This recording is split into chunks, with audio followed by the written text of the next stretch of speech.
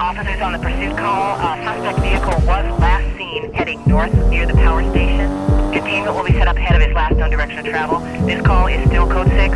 Handle on TAC 3.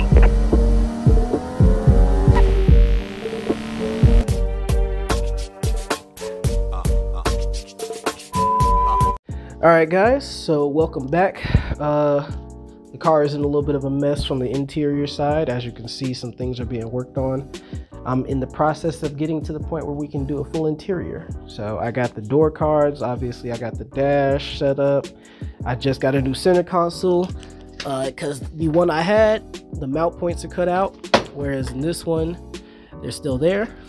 I painted this one gloss black to match the bottom of the dash as well as the glove box and stuff like that, but I'm probably gonna wrap the glove portion that comes up in the black crushed velvet so they can match the top of the dash as well, and then we'll go ahead and mount that.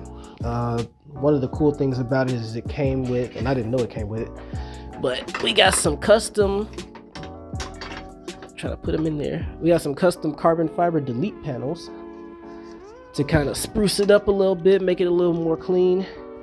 So I didn't know that it came with those. I bought these from an individual seller. I didn't know it came with those until I picked it up.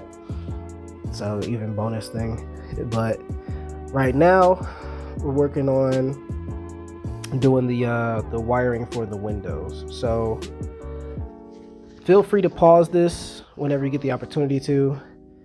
But this is for the windows and the sunroof. So this is like a dumbed down version of the schematics for the windows, how power and ground works.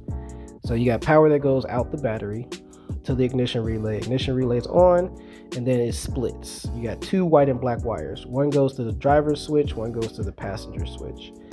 And that's pretty much that. So once the switches are activated, they'll do their thing and they'll power up the motors.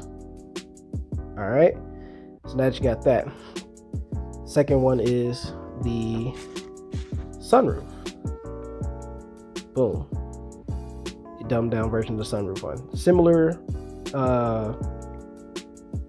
layout. Power comes off the battery through the ignition relay, goes through a fuse. Then you got a white and black wire that goes into the sunroof control switch, and that's directly connected to the motor. And then there's a ground. So feel free to screenshot that one too. Give it a little bit of time. All right, so to explain my situation with this car, with the way that I did my body harness and that custom fuse box and stuff, that fuse box is powered by ignition on. There's an ignition on relay that gives power to everything in that fuse box. So when the ignition is off, it's all dead. When it's on, everything has its powers in and out, and then you can set up switches. I have two remaining outputs of power that I have not used. I am planning on using one coming out of that box to power all three of these motors.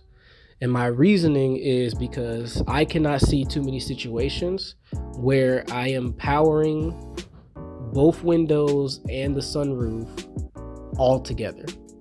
Maybe at the most both window motors, but not the sunroof. So if one motor is being energized at a time, then all the current is going to go out that way, or out the box and into whichever motor that it's actually being powered on at the time. The other motors aren't powered on, no current's going to them, so they should be fine. And that's pretty much what I plan on doing. Each one from the factory has a 25 amp fuse, and for my setup, these have 15 to 30 amp fuses. I got to go back and check which ones are 15, which ones are 30, but I can easily swap that out and put in a 25 amp fuse for the window motors and sunroof motor. So that makes that easy.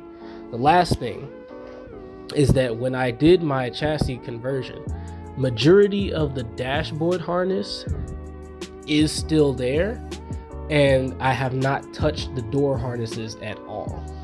So all of the grounds, which is something that I made a specific point to do, every single ground that was on the dashboard harness is still connected. All those grounds are good and working. I never touched them. All I did was just cut out the inputs for things that I didn't need. So all of this, the wire harnesses that went out to the AC system, I cut those and so on and so forth. But majority of the wires are still there, especially the ground ones. The ground ones are still hooked up. Anything that I did not know what it was is still connected, pretty much. So that sums up what's going on under the dash. And that makes it a little bit easier, because if you go over to the driver's side door panel, door harness or whatever, the door harness in my case, like I said, is untouched. If you understand the diagram, there's a black and white wire,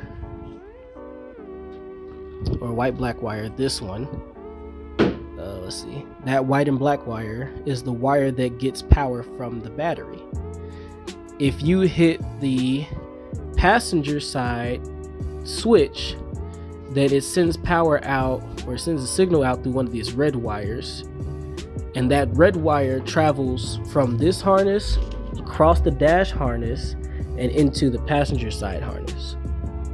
And then that switch also has a white and black wire that gets power straight from the battery. So since I haven't touched the dashboard harness in that sense, those red wires that transfer that signal are still connected. The ground wires that complete these circuits are still connected. So the only thing I have to do is give power to all of the switches. This is a driver's side window switch. This is a driver's side window switch. When I got the Street Faction door cards, me and the guy that I bought it from, we just traded everything. So the speakers and the window switches, we left them inside the door cards and just traded the cards. However, the Nissan S14 that he had is a 1995. The Nissan S14 that I have is a 1996. And for some reason, only in the Nissan 240SX 1995 model, and the 95 model only, is the driver window switch different. 1996 and onward all have the same driver side window switch. Every single S14 has the same passenger side window switch. But for some reason, 1995 S14s are the only ones that have a different driver side window switch. So if you look at this one, you can see the connector and everything. This does not connect to my harness. And I found that out afterwards, which kind of sucked. I mean, I couldn't use it anyway, it didn't have the switch. This is a switch out of a 1997. And if you look on the back, you see that's a completely different connector style. So if you are getting window switches, watch out for that. If you have a 1995, you can only get 1995 driver ones. If you have a 1996, you can only get 1996 or beyond that. And that's pretty much all that. So here's a sample of what I was talking about. So we have the battery connected and nothing's tucked right now. But the outlet, I chose the pink wire. And I have a wire going from that pink wire to the black and white wire that goes into the door connector. Let's get some light in here. There you go. So you see it goes into that one. And then this is the connector that comes out the dash harness that goes into the doors. Two connectors. This one will have that black and white wire. So when you connect that and I turn ignition on, power is now flowing out of there and into here. So if I connect this up and hit up, it should work. There we go. This is test 2. So this one's still hooked up, and these are testing wires, not tucked or anything, but this one's still hooked up. And now we have another one going to that side. So both driver and passenger windows hooked up, and they're connected to the same pink wire. They're both coming off of that one. So if we give it power, power goes to the car, ignition on, all that fun stuff. And then from the driver's side, we still have up and down for the driver. And for the passenger side, we also have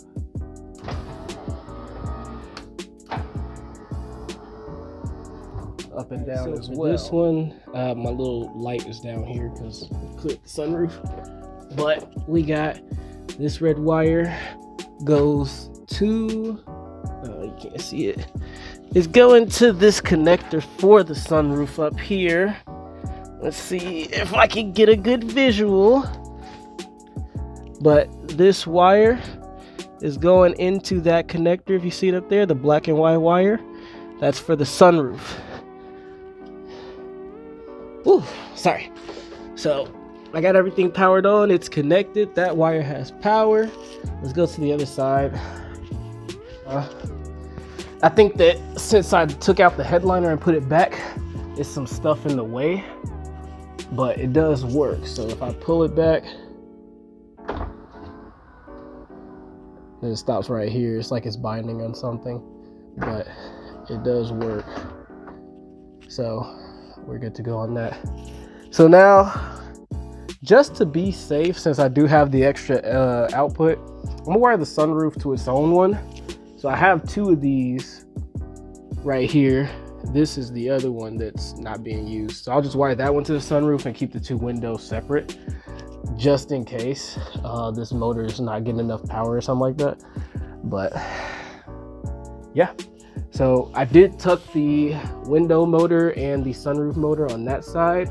So that stuff follows the battery stuff and then comes around here. And I just gotta cut it to length. And then this side, I gotta tuck this wire, but that'll pretty much be it. So the two window motors will come to this one, and then I'll make the sunroof one come to this one. Both of these get power and ignition on. So yeah. So that should be it for now. The only other thing, I'm gonna put this right here, is just for show on the last part of the video for the people that haven't seen the connectors. Driver's side one comes through the door. It's this connector here. The big one is the big one for both doors. You get the black and white wire. That's where you give power to. The ground is listed over here. Those two red wires are the ones that go to the other side, the passenger door. And that ground, I think, is the one coming to one of these wires. So just make sure that black one gets ground. For the passenger side,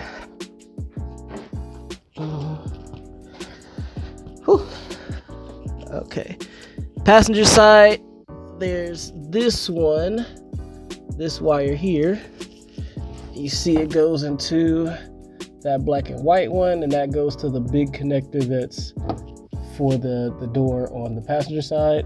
And then for the sunroof, there's a smaller connector right there. It goes towards the top, and that one has the sunroof stuff. Same thing with the ground. That's the chassis ground, the factory chassis ground. Keep that there, and you should be good. So I'm gonna leave it at that. I'll say like, comment, subscribe, follow the build. Stay in tune for the next stuff. The other wiring I'm gonna do is gonna be off camera for the tail light harness, and that's it. As far as wiring goes, it's just the tail light harness. And then when I do fix the rust in this area and weld up that stuff, that'll be its own separate video. After we do all that, pretty much I'm gonna just tuck the wiring for the remaining stuff, which is going to be the tail light harness when I make it. The dashboard, I gotta the digital dash, I gotta replace the screen, and then I'll tuck the wires for that, reinstall the glove box and ECU stuff, and then we'll put the carpet in, we'll put in the center console, and this stuff will all be painted and stuff like I said earlier. And then we'll put in the rest of the interior back there, and we should be good to go from that point forward. So yeah, like I said, like, comment, subscribe, follow the build. Until next time.